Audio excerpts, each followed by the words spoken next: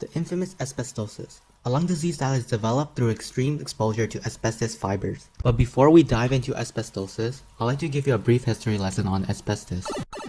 Asbestos is a fibrous mineral that is strong, resistant to both heat and chemical. Due to these properties, asbestos became a very popular mineral in construction and was mass-produced in early 1990s via mining. It was so economically profitable that a city in Quebec is named after it.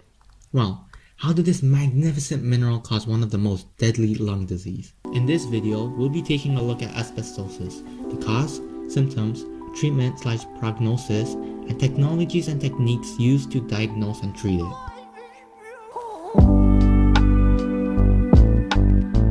As I said at the beginning, asbestosis is a lung disease caused by high levels of asbestos dust exposure over a long period. Asbestos is friable.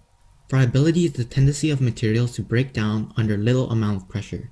When minerals containing asbestos is broken, the microscopic fibrous crystal gets into the air and ultimately in your lungs. When people inhale air, the airborne fibrous crystal gets inhaled as well, flowing down the respiratory tract. The fibrous crystal does not get filtered by cilia and mucus that are in the nasal cavity and lined in the trachea. This is because the cilia and mucus have an optimal range of particle size that can be filtered. Particles smaller than 3 to 5 microns in diameter penetrate deep into the lungs.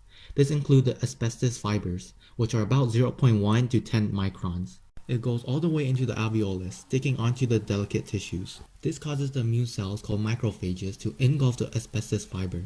However, they are unable to destroy the fiber and die. The dead cells release hormones that cause an inflammatory response, forming scar tissues. As more and more fibrous crystals accumulate in the alveolus, more and more scar tissue form. Asbestos fibers can remain in the lungs for a long period. The scar tissues can continue to develop after years of exposure. The scar tissues are thick and stiff, thus making it hard for lungs to expand and contract, and reduce efficiency for gas exchange. As a result, symptoms of asbestosis are shortness of breath, persistent coughing, wheezing, fatigue, pain in the chest or shoulders, and clubbing nails, which is when the tips of the fingers enlarge and the nails curve around the fingertips due to the lack of oxygen. The severity of asbestosis is directly related to the amount and duration of asbestos exposure. Therefore, people who work with asbestos have the highest risk of developing asbestosis, such as asbestos miners and construction workers. People who have secondhand exposures, like people who live near asbestos mines, also have the risk of developing the disease. Fortunately, in 1970, the federal government started regulating the use of asbestos. If asbestos is found in buildings and houses, professionals wear hazmat suits to remove the material containing asbestos. All residents must relocate and aren't allowed back until weeks after the removal, as asbestos may remain airborne for several days. Unfortunately, asbestos has no cure as the damage to the lungs by the scar tissues are irreversible. However, some medicine can mitigate the symptoms. Doctors usually prescribe bronchodilators, also known as inhalers, as they can help loosen the muscles and open the respiratory tract to help with breathing. Now, I'm going to pass it to my good pal, Ben. Thank you, Harley. As mentioned previously, there's no cure for asbestosis. Instead, only treatment can relieve some of the pain and stress. So determining the prognosis or expected outcome of asbestosis depends on how it all came to be. Were you working in an asbestos mine or a shop just down the road? How long were you working there? Was it a fully fledged mining operation or small scale? Do you smoke? Are you a senior?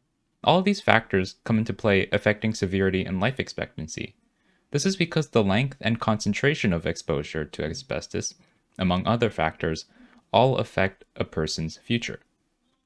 Though in general, since asbestosis is a chronic disease, those with it can live for several decades, assuming it's not accompanied by lung cancer. However, that is not to say you won't be experiencing the symptoms throughout your life. A type of technology that may be considered to combat asbestosis is a lung transplant. This is when your damaged lungs are surgically replaced with those of a healthy donor. But wait a second. If asbestosis is caused by scarring of the lungs, suppose someone experiencing the disease were to 1. Begin avoiding asbestos entirely, and 2. Get a lung transplant. Wouldn't they be cured? Actually, yes. On certain occasions, this technology has treated the disease.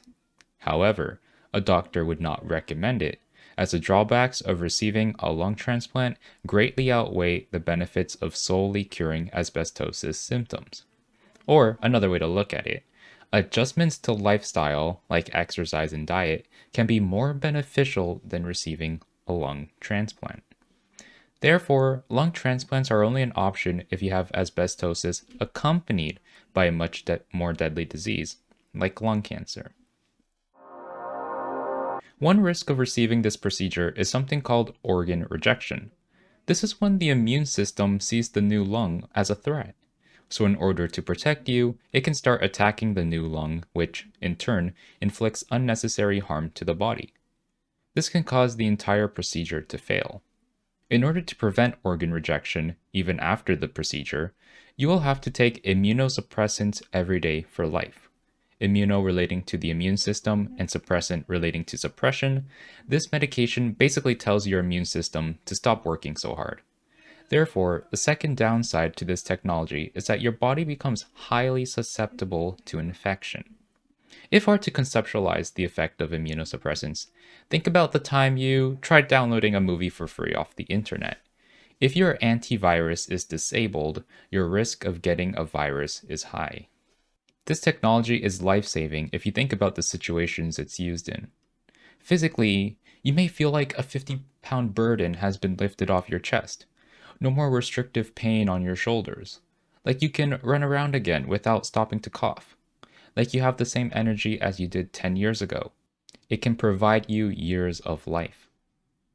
As asbestosis is a chronic disease, one may have been experiencing the pain throughout their life. Mental symptoms like depression or anxiety are not uncommon. Therefore, this technology can provide the mental stability this person and their family needed to continue going and fighting strong. To conclude, asbestosis is a chronic lung disease caused by asbestos fibers scarring the internal lung tissue. It has no cure, but those experiencing it can live for decades.